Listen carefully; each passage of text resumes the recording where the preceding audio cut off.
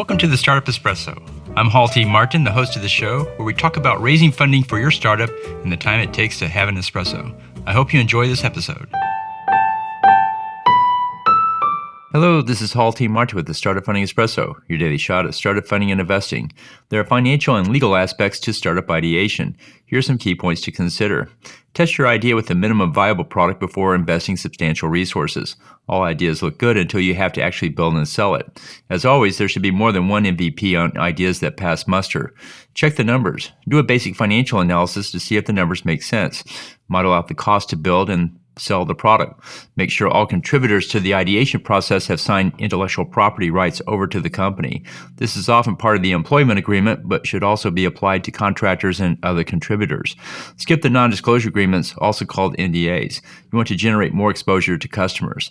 A few precautions at this stage can save a tremendous amount of time and energy later. Thank you for joining us for the Startup Funding Espresso, where we help startups and investors connect for funding. Let's go start something today.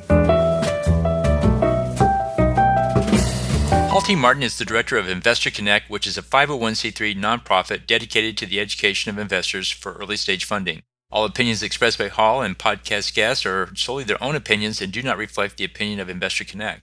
This podcast is for informational purposes only and should not be relied upon as a basis for investment decisions.